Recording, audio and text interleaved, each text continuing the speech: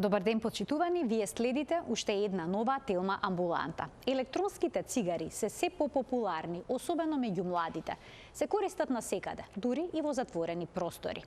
Особено познато е дека обичните цигари се особено штетни за целиот организам и се доведуваат во корелација со низа заболувања, како хронични, така и малигни. Дали електронските цигари се подеднакво штетни како и обичните? Ќе ја запрашаме гостинката која што е денеска во студиото на Телма, асистент доктор Марија Здравевска, пулмолог-алерголог од Универзитетската клиника за пулмологија и алергологија. Разговорот ќе го проследите по рекламниот блок.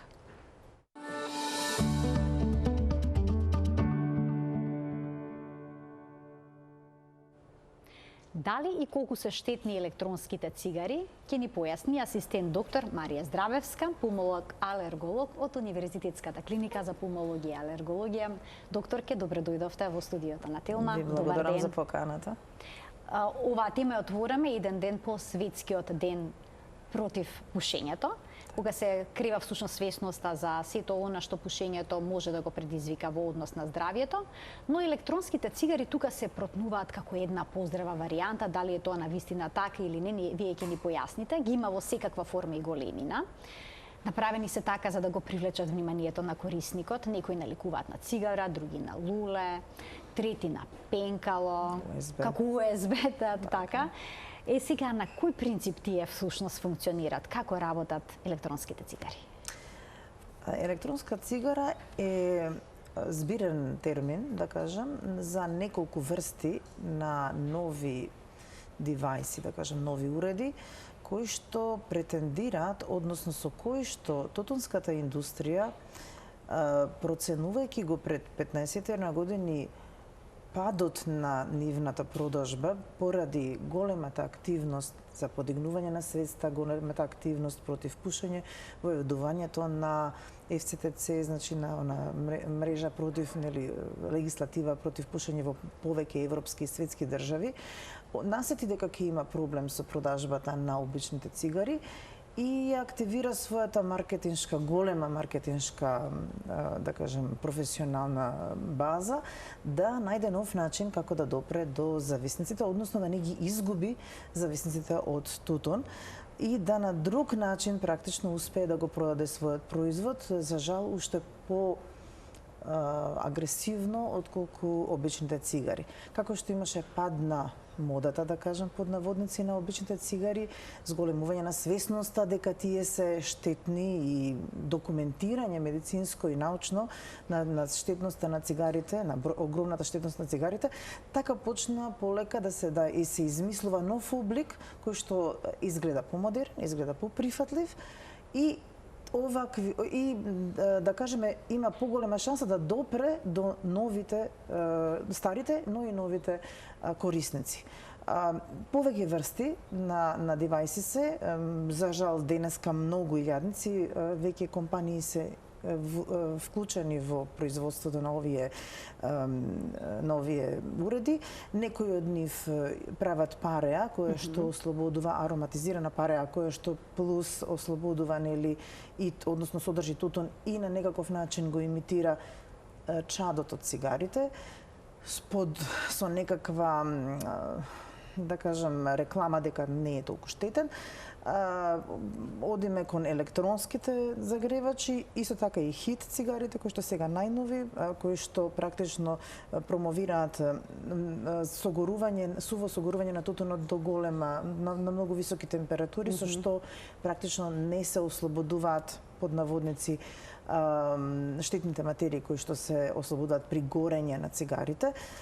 Исто така има една цела група на користење на никотин со помош на наргиле, шиша, тие таквите уреди кои што се исто така во последните 10 години многу модерни, односно тие тоа е стар девајс, меѓутоа станува многу, се импутира помеѓу младината како облик на дружење, како облик на конзумирање на ароматизирани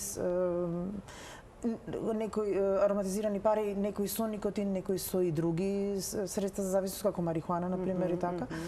Така што на некој начин никотинската зависност е многу голема и и на некој начин овие кои што ги произведуваат тутунот или живеат од производство на тутунот, наоѓаат разни начини да допрат до што повеќе корисници.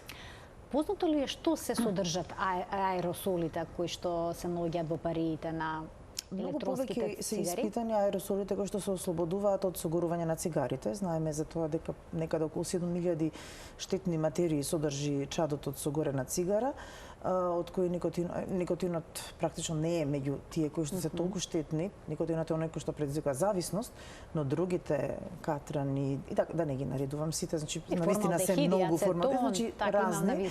Да не го оптоваруваме сега дискусијата, да не оптоваруваме. Значи има 7000 супстанции кои што се ослободуваат, околу 70 од нив се карциногени, директно докажано дека се карциногени. За разлика од ова, не е толку испитан чадот од електронските цигари, електронските девајси, да кажам, затоа што тие се и различни, оние кои што се користат испарувачи или оние вапоризирани, да кажам, цигари и оние хит или електронски како ајкос, тие се сосема поинаков, да кажам, принцип. Можеби не се толку испитани, не докажано дека нема толкава голема количина како цигарите, значи ослободуваат помала количина на штетни материи, но не дека не ослободуваат. Значи рекламата дека е тоа здравиот начин или да го зачуваме воздухот од загадување и да зачуваме чистотата од воздухот со која што се презентираат на пазарот, воопшто не е точно. Значи тие исто така имаат свој значи содржат, ослободуваат штетни материи, меѓу кои е да кажам, најпроблематични се ароматизираните полициклични или прстени, формалдехид, како што кажавте, ацеталдехид, диацетон, бензени, да не повторно да не ги редам, најмалку 20 на познати. И она што е уште поголем проблем е тие се првично се промовираа како средство за одвикнување од пушење. За жал низ годините на употреба веќе независни студии покажаа дека воопшто не е така, значи дека тие не може да помогнат за одвикнување од пушењето. Има само неколку спонзорирани студии од самите произведувачи кои што нашле дека некои луѓе се откажале од пушење на обични цигари, односно ќе користат и едните и другите, потоа користат и електронска цигара и обична цигара. Студии покажуваат и се веќе такви студии дека практично корисниците пушачите кои што прешле на овие електронски уреди со цел да престанат да пушат, на крај завршуваат со двете. Значи повеќе од 92% од пушачите кои што се префрлиле на електронски уреди за да престанат да пушат, практично завршуваат користејќи ги двата. Исто така е многу нефер од страна на производителите што промовираат дека или не содржат никотин или содржат многу помалку никотин. Напротив, има независни студии фармаколошки и во лабораториски студии во Франција особено има многу такви студии направени во кои што се практично преку филтри нели согорувани овие патрони од овие електронски цигари и документирано е дека до 8 до 10 пати повеќе никотин содржат отколку обична цигара. Во што е, да кажам, кваката? Во тоа што практично никотинот е оној што ја создава зависност. И ако вие допрете до корисникот така што ќе го натерате да он користи повеќе и повеќе никотин, и тоа во чиста форма, во голема концентрација. Така, практично зависноста се зголемува и човекот станува се повеќе и повеќе, има поголема и поголема потреба да ги користи. Знаеме, нивната цена не е толку прифатлива, достапна како обичните цигари, на крај зависникот почнува да ги користи двете, дел, нели, и особено уште поголем проблем е легислативата во земји како што е нашата, во кои што има разлика, има двојбеност помеѓу употребата на цигари и употребата на електронски девајси во регулативата законска. И тогаш практично човекот таму каде што може користи обични цигари, таму каде што сака, кога сака да го употребува никотин, ќе земе електронска за во затворени простори. И тоа е, мислам, еден навистина зачаран круг, магиопсан круг кој што е многу тешко да се пресече и за да се пресече и да се постигне нешто е потребно практично активирање на целокупното општество. А дали овој дим од електронските цигари кога тие се користат, односно електронските уреди кои што се користат во затворени простории, е штетен и за оние кои што пасивно го вдишуваат? Да, бидејќи знаете како, имаше еден период кога излегоа и некои уреди, дури и на нашите телевизии почнаа да се рекламират, па ние како здружение реагиравме. Уреди во кои што се промовира дека пушачот е заштитен бидејќи има специјален филтер, па односно штетните материи не доаѓаат до него.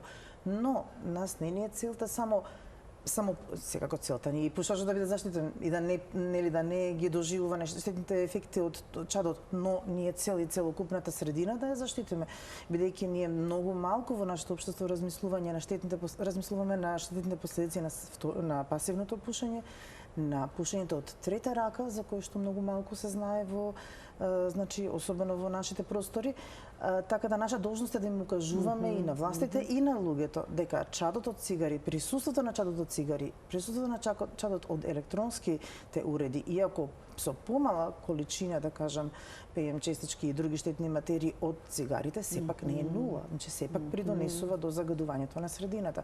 Заради што е неприфатливо да се користат во затворени простории и заради што светската легислатива, особено Европската мрежа за престанок на пушење, на која што сме и ние како здружение членови и активно, да кажам, учествуваме во нивната работа, се бори за тоа да и се завзема за тоа, па и овој FCTC, да кажам, кој што таа е мрежа за контрола на тутун, која што многу земји имаат подпишано како позитивна легислатива, да кажам, позитивен став или регулатор на еден документ за одвикнување од пушење, за престанок на пушење. Практично сите тие предвидуваат дека би требало третманот на законската регулатива кон цигарите и кон електронските уреди да биде еднаков. Значи еднакво да бидат забранети, да кажам. Поскоро тоа треба да се направи, бидејќи овие електронски уреди се особено популарни меѓу младите и меѓу децата. Има еден термин кој што го користат тие, вајпуваат. Да, многу шисечки звучи. Да. Искрено, јас да сум млада во тоа време, можеби и јас би била навлечена на оваа многу модерна, вака навидум идеја. Вие имате агресивни реклами на убави жени, модерни жени кои што користат модерни уреди, па тие се некако нашминкани во убави бои, прифатливи со украси, со циркони, со не знам, не сакам да придонесувам во нивното рекламирање, но ова што еве го гледаме и на вашите екрани, на некој начин секој млад човек кој што се труди да се најде себе си, кој што поминува низ еден вулнерабилен период на адолесценција, смета дека на таков начин ќе добие популарност, ќе биде популарност, ќе биде поприфатлив во друштвото. Значи тоа се социјални феномени на кои што мора да се работи уште од многу млада возраст и заради тоа ние апелираме да и бараме помош од властите, од целокупната држава, од институциите на државата да ни помогне да допреме до најмладите луѓе, до оние кои што ги воспитуваат. И не само со директна едукација, туку и да се донесат закони, односно да конечно таа FCTC фреймворк кој што ние сме ја подпишале уште пред 17-18 години во Македонија, а не ја применуваме, значи да почнеме што повеќе да ги применуваме нивните препораки, меѓу кои се и забрана на продавање на малолетници, и забрана зголемување на недостапноста на цигарите, да се забрани продавање на било какви уреди за кои што користат, да кажам, за употреба на никотин и на тутун на 500 метри или на 1 километар околу било кои училишта, градинки, здравствени установи и така натаму. Тоа е нешто што е веќе нормална легислатива во многу земји и тоа не само европски. Ние ќе прочитаме на сајтот на Светска здравствена организација дека секој ден некоја земја како што е на пример Либија, како што е Узбекистан, значи и не толку многу развиени земји веќе се приклучуваат и прават сериозни чекори, дали се тоа зголемување на даноци на тутунот, на цигарите, дали се тоа овие закони кои што се позитивни да бидат помалку достапни, забрана за рекламирање. Вие се уште одите во големите маркети кај нас и на удар на вашите очи имате реклама за цигари, електронски уреди и така натаму. Да не кажам и промотивни кампањи со Така. подароци, Значи тоа е нешто што е спротивно на таа легислатива на кој што ние како држава сме се обврзале да ги применуваме нејзините препораки. На интернет многу здравствени организации, светски здруженија поврзани со респираторното здравје упатуваат предупредување до родителите дека нивните деца можеби користат електронски уреди за пушење, дека вајпуваат, на каков начин да ги препознаат, дали ги користат или не, има насоки и совети, бидејќи сето тоа остава последици врз белодробното здравје. Има ли некои студии кои што покажуваат какви се краткорочните последици, бидејќи не може се уште се зборува за долгорочни, 15 на години се пуштени само во употреба. Имаме студии, би сакала само пред да кажам дека постои веќе и посебен тип на белодробно оштетување, кој што е вели, да кажеме, се вика на скратенка на англиски, кој што е практично белодробна повреда асоцирана со користење на електронски цигари и овие вейпинг испарувачиве, така да кажам. Јас го користам терминот што го користат младите тука кај нас. Нели, тоа е така прифатено и на кои испарувачи тоа значи. Испарувачи, така. Меѓутоа, значи до такви тешки оштетувања на белите дробови што веќе кај млади луѓе се реферира дури дека имале толку оштетувања на белите дробови што морали и трансплантација да биде направена кај 50 на случаи во Америка имаме такви реферирања, но многу сакам, иако сум јас пулмолог, сакам да свртам фокусот и на еден друг момент кој што е многу важен за никотинот и за електронските цигари, а тоа е дека никотинот не само што создава зависност, туку тој директно влијае на развојот на мозокот. Особено зависноста многу побрзо се создава во младата возраст заради брзото функционирање на мозокот, на мозочните клетки и практично никотинот го оштетува развојот на мозок, особено на младиот мозок. Значи до 25 години трае развојот на мозокот просечно кај луѓето. Значи ние затоа апелираме кон родителите. Значи не е само што ќе има сите, да кажам, десетина други карциногени, нели хронични болести, оксидативен стрес, токсични оштетувања, но има самиот никотин, значи не само испарувањата, туку самиот никотин кој што рековме дека е во големи концентрации присутен во овие електронски цигари, директно штетно влијае на развојот на мозокот на младите луѓе. Исто така, бремените жени кога го користат, значи или кога се пуши во домакинствата каде што се децата изложени, значи и како пасивни пушачи или како уште во интраутериниот развој настанува доаѓа до предвремено раѓање, доаѓа до ослаб развој на недоволен развој на белите дробови, на мозокот на децата, така што мислам дека има многу причини зашто ние како општество треба да малку посериозно да пристапиме кон решавање на овој проблем. Така, бидејќи системски е проблемот кај нас масовно се употребуваат и цигари и електронски уреди. Се пуши веќе и на затворено и отворено. Препораките се тука, сите ги знаеме, но очигледно дека не секогаш допираат до свеста на корисниците.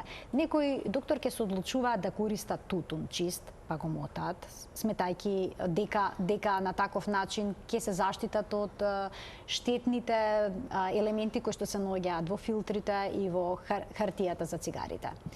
Знаете како? Зависниците се заложуваат на различни начини. Она што јас сакам да допрам до јавноста е нема поента, значи ништо не постигнуваме ако мериме дали е ова малку или помалку повеќе или повеќе штетно од другото. Сите се штетни. Она за што се зборува денеска во Европа и во светот е smoke free Европа до 2040 година. Значи, идеалот е да пушењето престане, не постои како облик на социјално или лично, да кажам, однесување. Она што ни е целта е денормализација на пушењето. Значи, да просто пушењето стане една неприфатлива навика или начин на однесување во општеството. Значи, не е идејата да замениме едно нешто штетно со нешто можеби помалку штетно или нешто можеби по-интересно штетно. Мислам, ме разбирате, тоа се нијанси на една иста ситуација. Употребата на цигарите и употребата на никотинот има и двете, значи и токсичниот ефект и зависноста има многу и социолошки и да кажам органски влијанија на здравјето. Заради што ние зошто сакаме да создаваме една генерација на зависници кои што ќе бидат навлечени на било каков, колку и да е модерен инструмент наместо да живеат еден здрав живот. Така. Стануваат подложни на влијанија, стануваат подложни на злоупотреби. Значи, нас не ни треба таква младина. Тоа не е концепцијата е да го пушењето да го денормализираме, да тоа стане неприфатливо. Заради тоа што практично зависноста е скоро еднакво голема колку на хероинот, на супстанцата никотин, скоро еднакво толку голема колку на никотинот и кокаинот. Значи, пушачите имаат потреба од помош при одвикнувањето. Кој е најдобриот начин да се одвикнат од пушење, особено оние кои што ќе добијат некаква белодробна дијагноза? Тие веднаш треба да ги остават цигарите. Требале и претходно да ги остават, за жал не требало да дојде до тоа. Меѓутоа, во секој момент е добар момент да се престане да се пуши, заради што ние во секој момент нас ни е должност. Ние веќе скоро 7-8 години од Сдруженијето активно се бавиме во едукација на здравствен персонал, не само доктори, туку и друг понизок здравствен персонал, помошен да кажам здравствен персонал, да на какви све начини, фармаколошки и нефармаколошки, ние можеме да допреме до пушачите и да ги одвикнеме кога веќе ја има таа зависност. Тоа е многу макотрпен процес. Значи, не секој човек е еднакво, да кажам, способен, еднакво го прифаќа, еднакво мотивиран, заради што ние препорачуваме мотивацијски интервјуа со секој, во секој момент кога ние некој човек го видиме. За нас е тоа сите пациенти без разлика дали секој пушач е пациент, без разлика дали во моментот сме му ја откриле која болест. Значи секој пушач е пациент. Апсолутно така се третира. Секој пушач е пациент. Во најмала рака има психолошки проблем, а веројатно и органски или е латентен или ќе се манифестира. Така што ние третираме дека секој пушач треба да биде адресиран, да му биде повторно и повторно напоменато дека таа навика е многу штетна за неговото здравје и да му се помогне да има фармаколошки методи, меѓутоа и нефармаколошките се многу важни, да престане да пуши. Тоа е тежок процес и многу зависи и од средината. Од околината. И од околината. И од не лесно состават цигарите кога сите одоколу ќе запалат. Кога сите пушат, кога на секој чекор може да го купите. Така. Значи, ако сте решиле денеска нема да купам, ја поминувам оваа трафика, наредната, и веќе на наредната влегувам да купам леб во некој маркет и таму гледам огромна реклама. Кога ќе седнеме на кафе во кафич, кога сите ќе ги извадат значи, цигарите на маса. Тоа е идејата, да бидат тие многу поскапи, недостапни. Сега, тука има колизија во нашето општество. Законот го уназадивме на некој начин. Значи, немаме поддршка од легислативата и оние закони кои што постојат позитивни не се имплементираат. Значи, немате вие инспекции редовни, немате начини нели на кои што би државата би го поддржала имплементирање на законите. Пред мене сум видела деца кои што малолетни деца кои што купуваат цигари, никој не им забранува, сите им продават без разлика на тоа што е забрането, нели? Значи, имплементација на законот е многу комплицирана и уште еден многу важен бајас е тоа што нашата држава практично се ослонува на производството или индустријата на тутунот. Од неговото садење до неговото таму, не знам, индустриализирање, произведување, пакување и така натаму. Значи, ние дури даваме субвенции. Мотото на овогодинешниот ден за против пушење е ни треба храна, а не тутун. Зошто? Бидејќи повеќе од 90% од земјите во кои што се произведува и се сади тутун, практично се ниско развиени земји, а 60-70% од нив се земји во кои што народот гладува.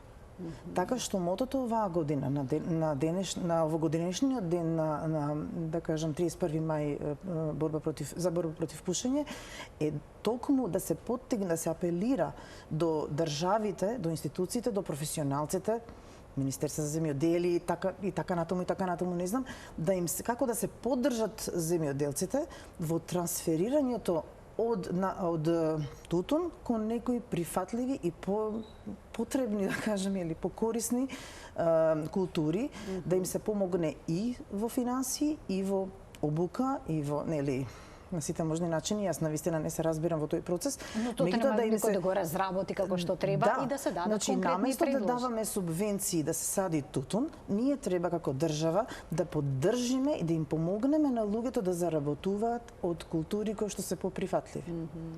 Така да ние, нашето општество бара многу големи, да кажам, трансформации во сите нивоа, за да ние би направиле барем чекор некој да се приближиме кон европските и светските тенденции. Веќе 39 земји во светот имаат усвоено легислатива во која што електронските цигари се еднакво забранети и еднакво прохибирани, да кажам, како што се и цигарите. Светската здравствена организација всушност го има истиот став, дека се подеднакво штетни електронските цигари и обичните цигари. Значи, може би има некаква нијанса разлика, ние ќе видиме, малку се на пазарот, како што рековте, но секако не се нештетни. И уште не само тоа, туку многу мерки, како например plain packaging, значи еднакви опаковки на сите, најмалку на 70% од на сите цигари, значи да нема брендирани опаковки, туку да има еднаква сива, да кажеме, Австралија го прифати тоа, Словенија го прифати тоа. Значи веќе имаме земји кои што живеат на таков начин.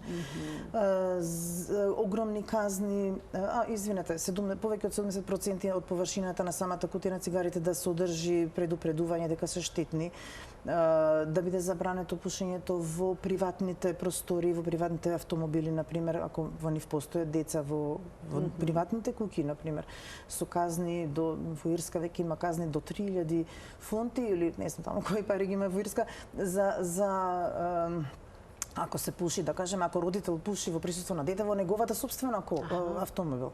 Така да тоа се веќе мерки во кои што веројатно на нас ни изгледаат многу недостапни, ама ние мораме да тежиме кон таквите работи, бидејќи треба да се грижиме за нашата младина.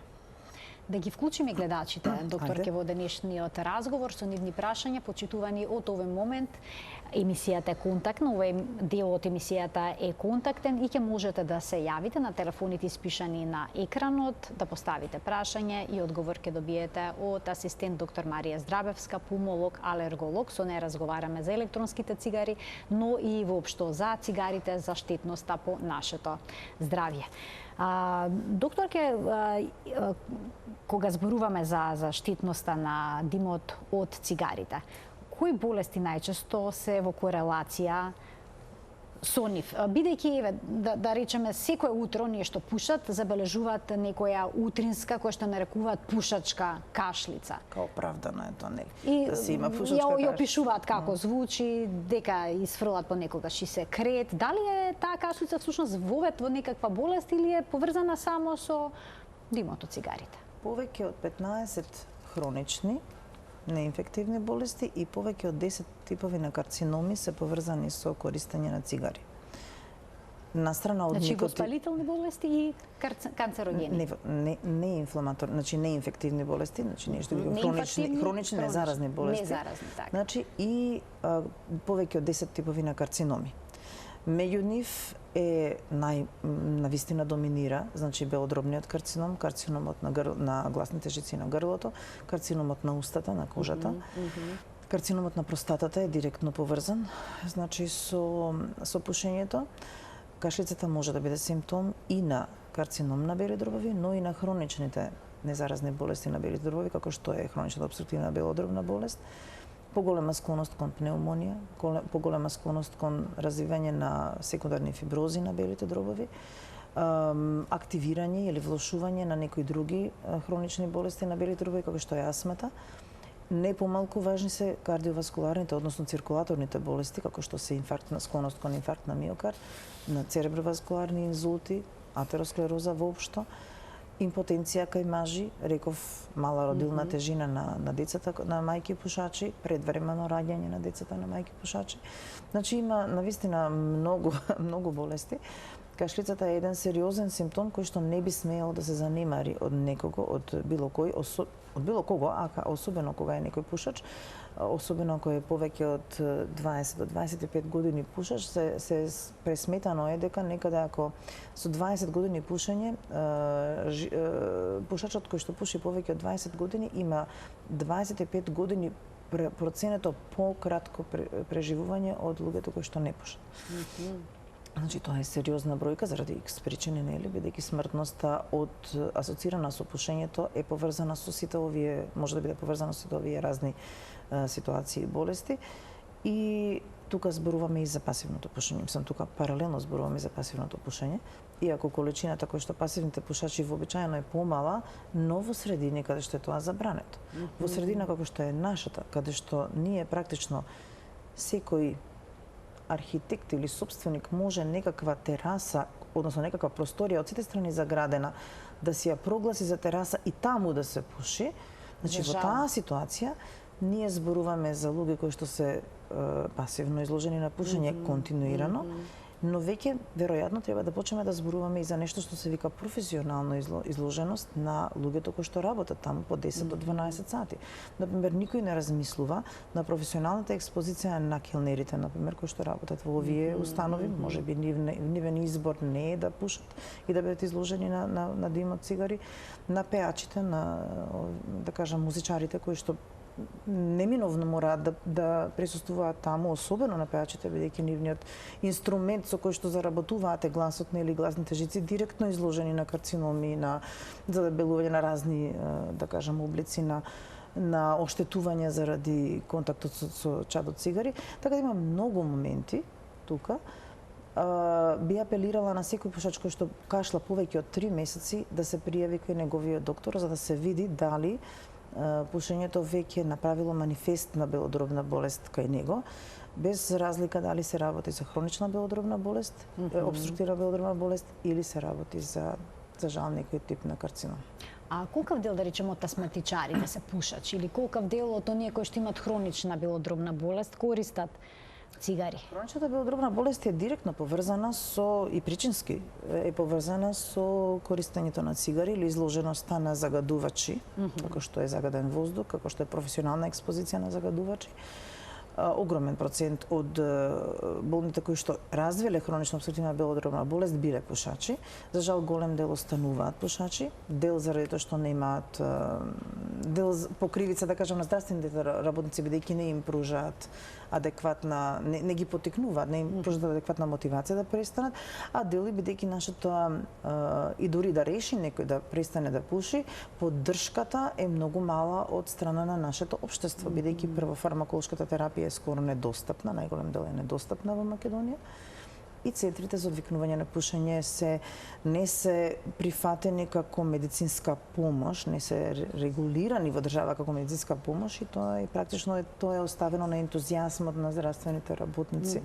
Не се прифаќа советувањето за одвикнување од пушење како медицинска процедура која што би била, да кажеме, признаена од фондот, одвоено за неа време кај здравствените работници, да вие, да кажеме, како што одите, не знам, да правите ЕКГ или ехо на срце, така исто да одите на една сеанса, да кажам, да добиете еден третман, или како што одите на физикална терапија, да кажеме, да добиете еден третман за одвикнување од пушење. Значи, потребна институционализација на сите овие моменти. Институционализација, но и лична желба, секако. Лична желба. Мотивација. Како ги мотивирате? Еве, кога ќе имате некој пациент за кој што сметате дека мора да ги остави цигарите, тешко ли е да се направи тоа? Бидејќи еве гледаме во денешната емисија, ние немаме всушност гледачи кои што се јавија пушачи да постават некои прашања.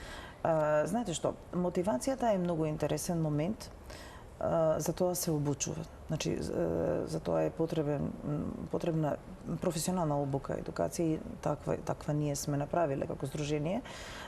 Исто така потребно да се ангажираат психолози. Значи, тоа е еден процес, тоа не е еден момент. Оно што ние го препорачуваме е на секој здравствен работник, во секој момент, кога ќе дојде кога ќе има контакт со еден пушач, да го потсети дека неговата навика може да биде штетна, е штетна и дека може да му направи големи проблеми и да го потсети дека може и сака да му помогне да го отпочне процесот на одвикнување. Мора да биде индивидуален тој пристап. Значи, многу различни луѓе има, различни стадиуми, не е пушењето како една вредност, значи има различни тежини на зависност. Таа се проценува со специјални, да кажам, мерки. И зависно од тоа, и зависно од психолошкиот профил на човекот, зависно од работите кои што него го мотивираат ние мораме како здравствени работници да допреме, да кажам, до него. Но не е проблемот, имаше некој виц, кажува, најлесно се остават цигарите, јас 100 пати сум пробал, нели? Не е проблемот само да се иницијално потурне пациентот, туку и да се поддржи во процесот. Така, бидејќи потоа многу лесно се враќаат 3 до 6 назад. месеци е најмалку.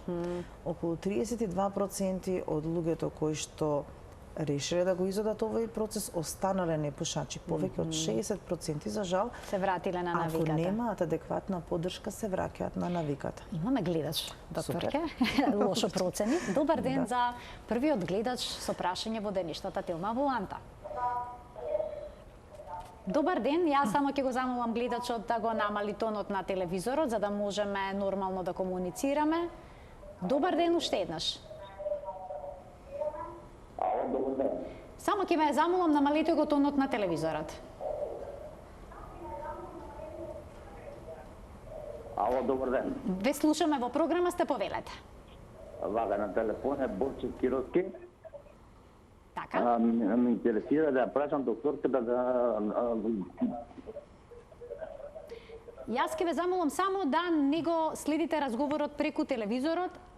Најдобро е сосема да го намалите тонот на телевизорот и зборувајте во континуитет, ве следиме. Значи, кој е вашето прашање до докторката? Не можеме... Вака, ме интересира да прашам докторката дали е потребно да се пушат цигари и тие електронски цигари дали се штетни.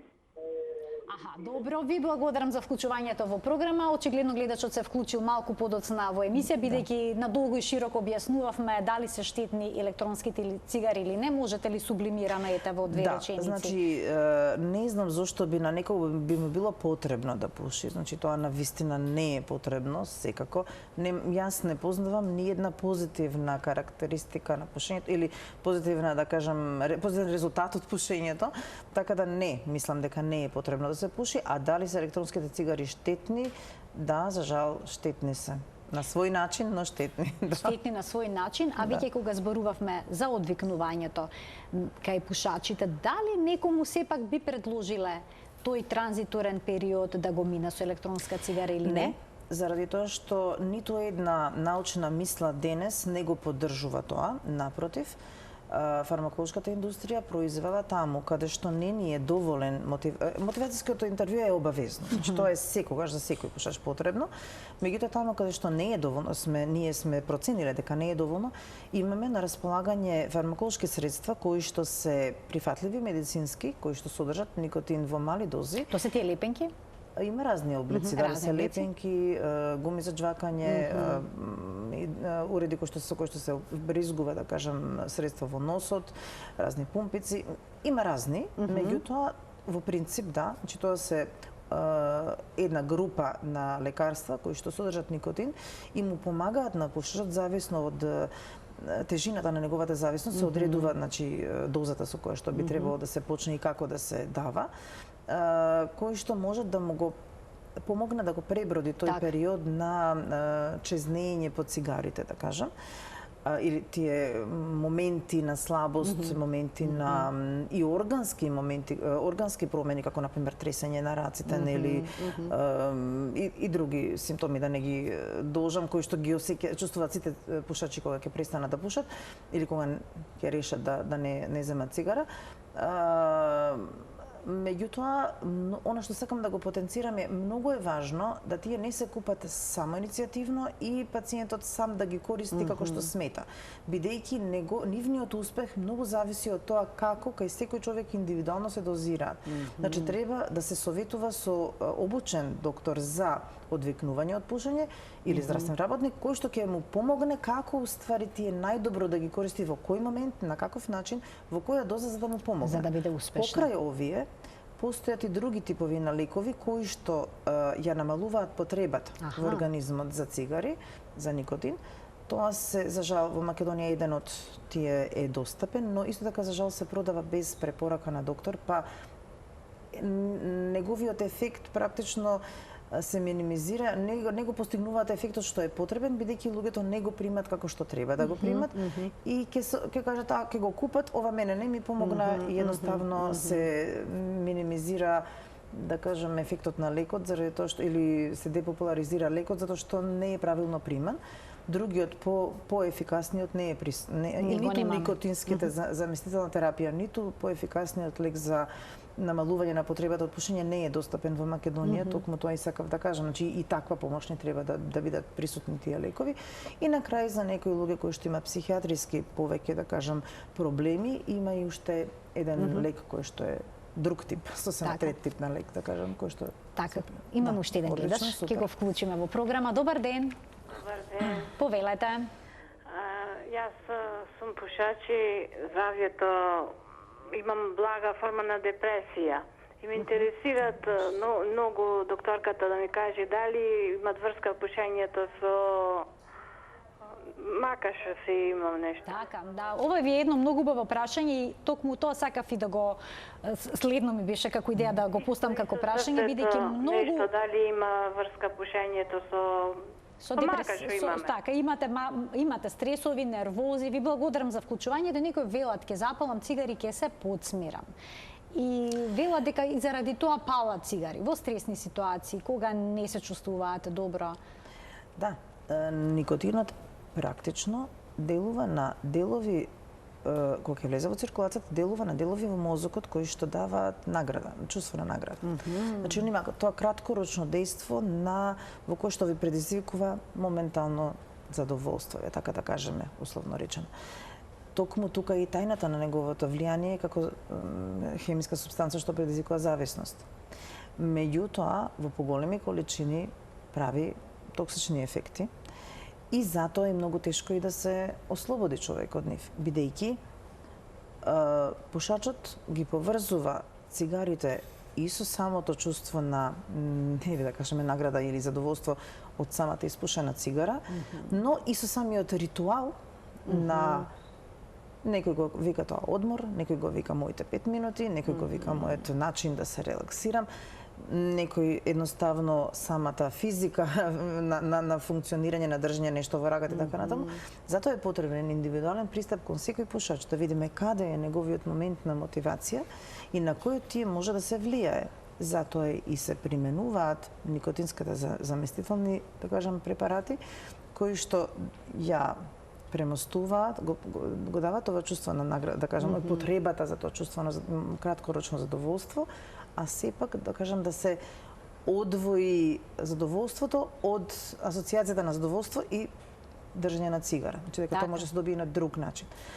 Апсолутно е комплицирани, нели тука и го запревме разговорот, комплицирани се сите тие ситуации на двојни зависности, да кажеме, алкохол и тутун, на психијатриски или психолошки состојби, како што е депресија, неуроза и така натаму со пушење. Особено цврстите асоциации кои што се формирани во тек на долгорочното пушење и затоа и постојат овие третите врсти на лекарства кои што може да се применат и затоа е потребно понекогаш и професионална помош за да може овој човек да се извади да му се помогне да се извади од таја затворен круг, да кажам, на поврзаност помеѓу пушењето и другите негови проблеми. Нормално, секако, општеството треба да се труди да на овие луѓе им помогне причината за депресијата, причината за основната болест да ја совлада, така да се реши ако е тоа можно. Доктор, ке ви благодарам многу за вашето денешно гостување, за пораката што им ја упативте на гледачите, преку сите аспекти кои што ги опфативте и се поврзани со штетното дејство како на цигарите, така и на електронските цигари, кои што се сметаат за помалку штетни или пак воопшто нештетна варијанта. Очигледно тоа не е така. Треба да се работи на проблемот системски и се надевам дека еден ден и кај нас ќе се реши како во некој земји. Јас се надевам, сакам да им порачам на младите, бидете модерни, но на свој начин. Не на начин на тутунската индустрија. Бидејќи тутунската индустрија е единствената индустрија во светот која што убива 50% од своите корисници. Немојте да ја помагате во тоа. И како што споменавте, секој пушач е пациент. Тоа е добро да се запомни. Ви благодарам уште еднаш за гостувањето и благодарам и на гледачите што не следеа и денеска во денешното издание на магазинот Телма Амбуланта. Ви благодарам и се гледаме повторно од понеделник во редовниот термин на емисијата 12 часот и 45 минути. Ви посакувам пријатен ден.